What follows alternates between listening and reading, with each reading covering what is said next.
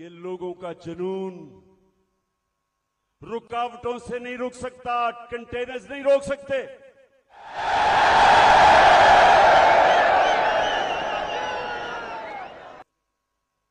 तो अल्लाह का शुक्र अदा करता हूं कि उसने आपके दिलों में डाला कि हर किस्म की रुकावट के बावजूद आप इतनी तादाद में आज मीनार पाकिस्तान यहां आए और मुझे सुनने आए। और इंशाअल्लाह आज जो मैं आपसे बातें करूंगा, मैं आपको ये बताऊंगा कि हमने अपने मुल्क को किस तरह इस दलदल से निकालना है, जिस दलदल में एक साजिश के तहत हमारी हुकूमत गिराई गई और इस मुल्क के बड़े बड़े जुराइम पेशा लोगों को हमारे ऊपर मुसल्लत किया गया। तो मैं आज आपको अपना प्रोग्राम दूंगा, लेकिन उससे पहले मेरे पाकिस्तानियों, एक चीज तो वाज़ेह हो गई, जो भी आज पावर में बैठे हैं उनको आज एक पैगाम जाना चाहिए कि लोगों का जुनून रुकावटों से नहीं रुक सकता, कंटेनर्स नहीं रोक सकते।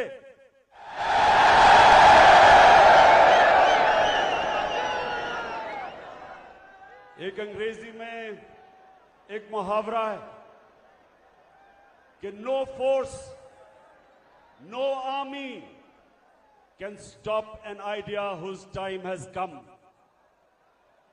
कि जब अल्लाह लोगों के दिलों में एक सोच डाल देता है तो कोई दुनिया की ताकत उसको रोक नहीं सकती। आप कंटेनर्स रखें, 2000 हमारे कारकुनों को आपने छापे मार के जेलों में डाल दिया, ये जलसा फेल करने के लिए। रास्ते में कंटेनर्स रख दिए, लेकिन जब अल्लाह लोगों के दिलों में एक सोच डाल देता है,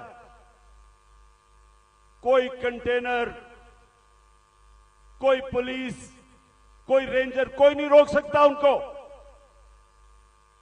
और ये कौम, मैं अल्लाह का खास शुक्र इसलिए भी अदा करता हूं कि मैं अल्लाह से दुआ करता था कि अल्लाह, मैं बाहर की दुनिया में इतना टाइम गुजारा, वो जिंदा कौमें मैंने देखी थी, मैंने लोगों को जुल्म के सामने खड़े होते देखा, नाइंसाफी के सामने।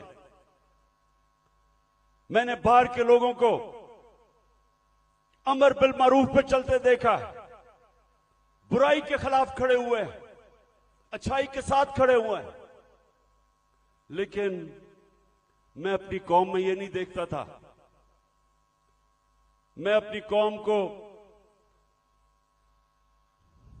अफसोस से मुझे कहना पड़ता है कि हर किस्म का जुल्म बर्दाश्त करते देखा।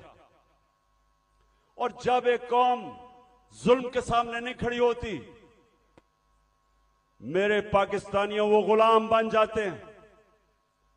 और गुलामों की कोई हैसियत नहीं दुनिया में। मौलाना रूमी ने जिस तरह कहा कि जब मेरे अल्लाह ने तुम्हें पर दिए हैं, क्यों चूंटियों की तरह रेंग रहे हो?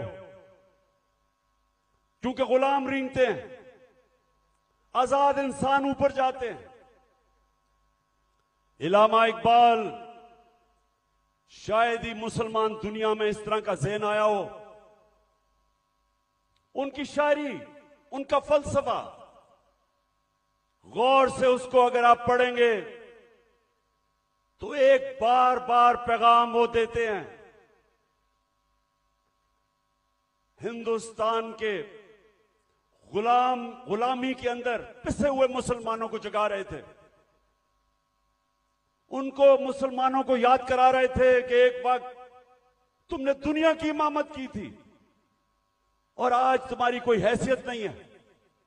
जगा रहे थे उनको। सारा वक्त मुसलमानों को समझा रहे थे कि सिर्फ आजाद इंसानों की हैसियत होती है। तो पाकिस्तानियों, हम जो 23 मार्च बनाते हैं, हम 14 अगस्त बनाते हैं, लेकिन क्या हमें समझ है कि आजादी के लिए क्यों दुनिया तरसती है? क्यों आजादी? कई गुलाम भी बड़े खुशहाल होते हैं। कई मुल्कों के ऊपर दूसरे मुल्कों ने कब्जा किया तो वहां इतनी गुर्बत भी नहीं हुई, वो मुल्क के बेहतर भी चल पड़े। हांगकांग एक मैं मिसाल देता हूं। हांगकांग गुलामी के अंदर उनके माशी हालात तो अच्छे थे, लेकिन पाकिस्तानियों सुन लो, जब से अल्लाह ने दुनिया बनाई है हमेशा इंसान आजादी चाहता है। वो क्यों चाहता है? क्योंकि सिर्फ आजाद इंसानों की परवाज है। कभी आज तक सुना है कि किसी गुलाम इंसान ने, गुलाम ज़हनियत के इंसान ने, या किसी मुल्क जो गुलाम हो, कभी सुना है कि उसने कोई बड़ा काम किया हो? कभी सुना है कि दुनिया में उनकी कोई हैसियत हो? गुलाम अच्छे गुलाम रहते हैं। गुलामों की जिंदगी में जिल्लत है। अगर